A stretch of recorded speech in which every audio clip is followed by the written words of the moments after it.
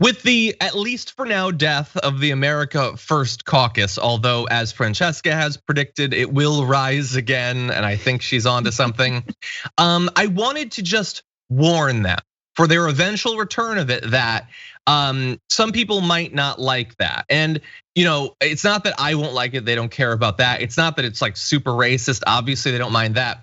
But there is one person they respect, one person they now worship above everyone else, including Donald Trump, and that is Dr. Seuss, best author ever. Yes, remember, of course. They love Dr. Seuss. Well, he had something to say about America First. You might have seen some of these, but we've collected his thoughts on that. Here's a comic he did of America First, literally joined at the beard with the Nazis. Now there's also some Seuss era racism in the caption there, but he was saying that it's effectively the same exact sideshow. Let's see, you've got this one where the America Firsters are literally eating the roots, collapsing the US morale tree. And that I think is supposed to be a bald eagle, even though it looks like a vulture.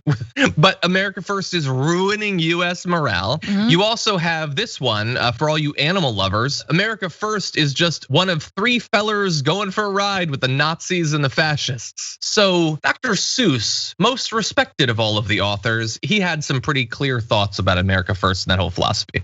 I love this so hard, and it's a history lesson too. And I think it gives us a roadmap for where we need to go and how we need to resist this new rise of America First. Because America First, back then was all about not getting involved in World War II and basically low key supporting, the Nazis' rise to power and the persecution of Jews, right? And their murder. Like it was like, that's fine, that's not our place. It was severe isolationism that was girded by or undergirded by a lot of racism and anti-Semitism. And that's really important for us to remember now, because you hear things that feel like leftist talking points, like, let's end forever wars. Let's stop invading other countries, which I agree with. A lot of progressives and leftists absolutely agree with, but not for, xenophobic not for xenophobic reasons, not because it's not, we shouldn't gather together in terms of internationalism and work against like human rights violations and things like that. It's because the US has a terrible track record recently of doing exactly that.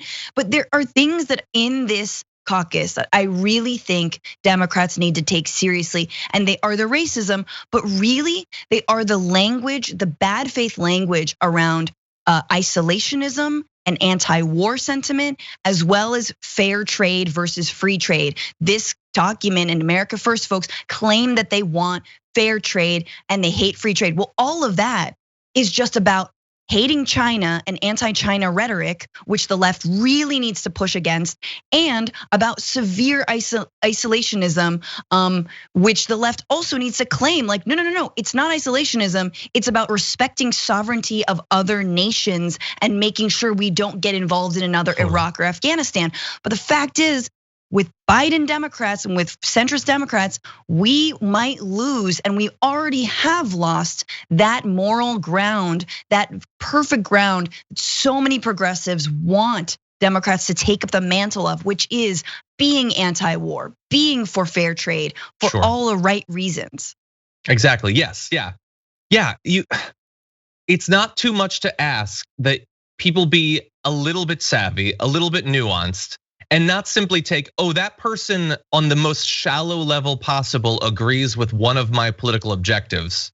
That's not enough. Why do they want that? Yes. Now the answer to that might not be super essential for that question, but for lots of other ones, it can be really important. Are you against forever wars for a wide range of reasons grounded in your values, or because screw what happens over there? Well, if that's why, then that's kind of a problem. Maybe you're not my ally so much. Maybe we agree on this, but I'm not interested in promoting you, that sort of thing.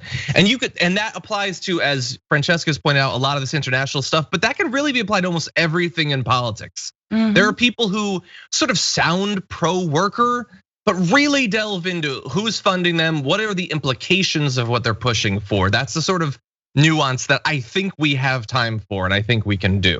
Yeah, and is their pro-worker stance also a pro-immigration stance? Meaning, is it not racist? If your pro-worker stance, like so many right-wingers is grounded in militarizing the border, being even more racist, not recognizing the hard work that immigrants do, documented or undocumented, then no, you're not our ally on this. Yeah, I agree. Anyway, I'm sure that Fox and Friends is gonna be doing 30 segments on these cartoons. After all, these books are tended to train us.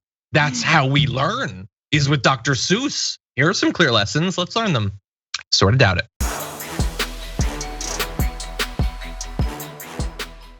For more political news breakdowns, interviews, stories of activism, and me trying my hardest to care about the occasional big celebrity news story, subscribe to our YouTube channel at youtube.com/The Damage Report. And you can ring the bell wherever it is so you don't miss anything.